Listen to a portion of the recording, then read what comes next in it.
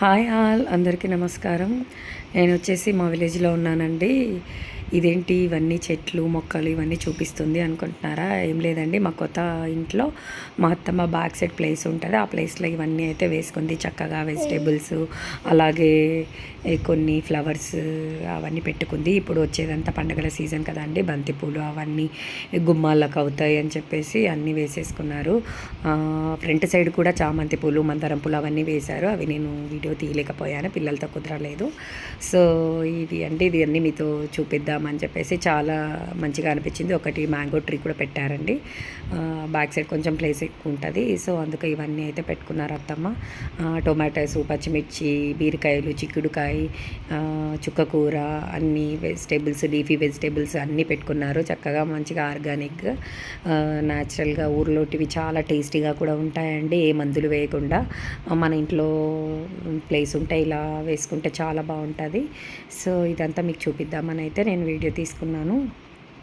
ఇంకా వచ్చేసి మేము విలేజ్కి అయితే వచ్చేసామండి ఫెస్టివల్కి. ఫస్ట్ అత్తమ్మ వాళ్ళ ఇంటికి వచ్చాము, ఆ తర్వాత అమ్మ వాళ్ళ ఇంటికి వెళ్తాము. ఇంకా మా వాళ్ళు పొద్దున్నే లేచారు. పొద్దున్నే వ్యూ బాగుంటుంది కదండి విలేజ్లో. సో అన్నీ చూసుకుంటూ మా అత్తమ్మ నీళ్ళు పడుతుంటే చెట్లకు చూసుకుంటూ ఉన్నారు. నేను అప్పుడు ఒక వీడియో అయితే తీసుకున్నాను. ఆ తర్వాత మా ఊర్లో అమ్మవారిని పెట్టారంట అండి. మేము వెళ్ళేటి రోజు బిఫోర్ డే అమ్మవారికి కూరగాయల అలంకరణ అయితే చేశారు. మా మా హస్బెండ్ వాళ్ళ సిస్టర్ ఉంటారు జిక్కి అని, తను నాకు కాల్ చేశారు. నేను కాల్ చేస్తే వదిలినానని చెప్పింది. వీలైతే రా అని చెప్పింది. ఇవాళ అమ్మవారికి పూలతో అలంకరణ చేస్తున్నాము, వీలైతే రా కాసేపు అనేది అనింది. సో పిలిచాక వెళ్ళాలనిపించింది. అమ్మవారు కదా, ఆటోమేటిక్గా నాకు కొంచెం ఇంట్రెస్ట్ వస్తుంది. వెళ్ళి నాకు వీలైనంత నేను ఒక మాల అయితే కూర్చానండి, చామంతి మాల. అమ్మవారికి మధ్యలో ఆకులు పెట్టేసి అయితే కూర్చాను. అలాగే కూర్చుతున్న వాళ్ళకి కూడా కొంచెం హెల్ప్ చేశాను. సో అరౌండ్ 11 కల్లా వెళ్ళాను. పూజ కూడా కూర్చుందామనేసి అయితే అనుకున్నాము, కానీ అప్పటికే వేరే 2 పేర్స్ ఉన్నారంట. సో అందుకే ఇంకా కూర్చోలేదు. నెక్స్ట్ డే మా హస్బెండ్ వెళ్ళిపోతా అన్నారు, మళ్ళీ హైదరాబాద్కి ఆఫీస్ ఉంటుంది కదా, వెళ్తా అన్నారు. అందుకే ఇంకా కుదరదని చెప్పేసి ఇంకా కూర్చోలేదు. సో కూర్చోకపోయినా సరే అమ్మవారికి ఎలాగో నైవేద్యం చీర గాజులు సమర్పిద్దామనేసి అనుకున్నాము. ఊర్లోనే నాకు తెలియదు కదండి, సో ప్లాన్డ్గా రాలేదు నేను.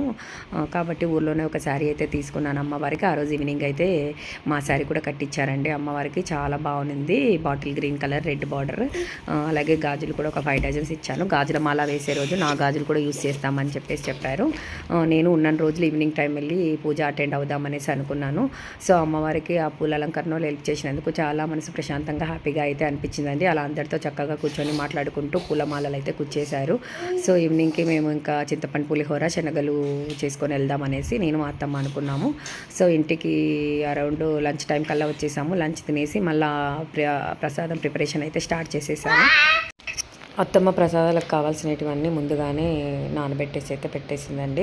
చింతపండు పులిహోర కోసము చింతపండు అలాగే శనగలు కూడా మార్నింగే తీసుకొచ్చి నానబెట్టి పెట్టామండి. ఆ తర్వాత విజిల్స్ కూడా ఇచ్చేసి అన్నీ రెడీగా పెట్టింది. నేను లంచ్ టైంకి ఇంటికి వెళ్ళేసరికి అందరం కూర్చొని లంచ్ అయితే చేసేసాము. ఆ తర్వాత రైస్ కూడా ఆల్రెడీ వండి పెట్టింది. నేను ఆ పులుసు ప్రిపరేషన్ చేయమ్మా అన్నది చేశాను, అది పోపేసాను. ఆ తర్వాత అత్తమ్మ అన్ని కలుపుతుంది. ఆ తర్వాత శనగలకు కూడా పోపేసాను. ఆ తర్వాత శనగలు కూడా కలిపేసి డబ్బాలు కూడా నీట్గా క్లీన్ చేసి పెట్టిందండి, స్టీల్ డబ్బాలు. అందులోకి అయితే ఈ 2 వేసేసి రెడీగా అయితే పెట్టేసుకున్నాము.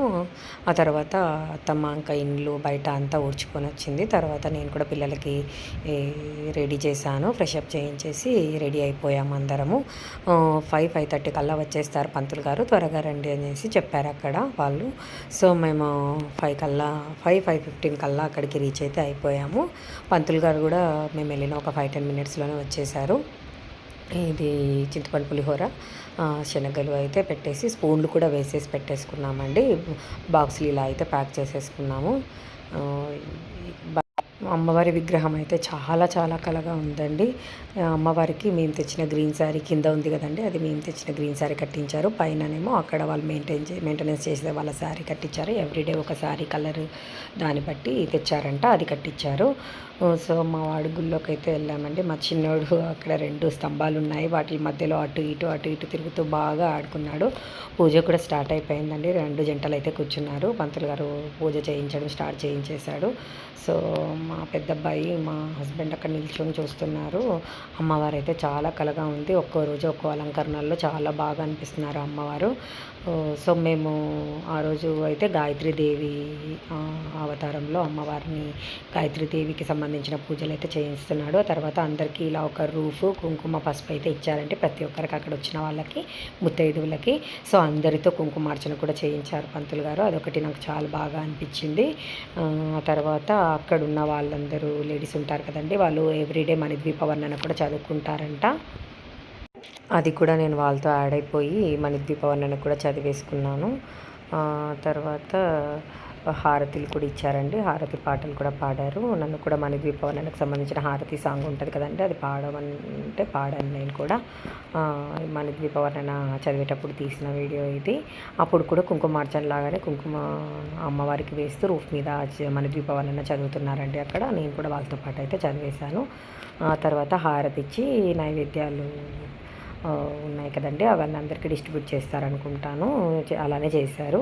అలాగే బతుకమ్మ అయితే మా సైడ్ పెద్ద ట్రెడిషన్ ఏం లేదండి. ఒక 2-3 ఇయర్స్ నుంచి అందరూ బాగా చేస్తున్నారు మా సైడ్ కూడా. సో బతుకమ్మ ఎవరి ఇంటి నుంచి అట్లా ఏం చేయరండి ఇక్కడ. మా కానవైతే ఏం లేదు మా సైడు. కాకపోతే గుళ్ళోనే ఒక చిన్న బతుకమ్మ, ఒక పెద్ద బతుకమ్మ చేస్తున్నారంట ఎవ్రీడే. అది అమ్మవారి పూజ, హారతి, నైవేద్యాలు అన్నీ అయిపోయిన తర్వాత బతుకమ్మను కూడా ఎవరైనా ఒకరిద్దరు ఎత్తుకొని వెళ్ళి గుడి ముందర జంక్షన్ ఉంటుంది, అక్కడ పెట్టేసి ఆడుతున్నారంట ఎవ్రీడే. నాకు ఆ రోజే తెలిసింది. సో ఇది అయిపోయిన తర్వాత బతుకమ్మ సెలబ్రేషన్స్ కూడా చేశారు. తర్వాత ప్రసాదాలు డిస్ట్రిబ్యూట్ చేసేవాళ్ళు డిస్ట్రిబ్యూట్ చేస్తున్నారు, బతుకమ్మ ఆడేవాళ్ళు ఆడుతున్నారు.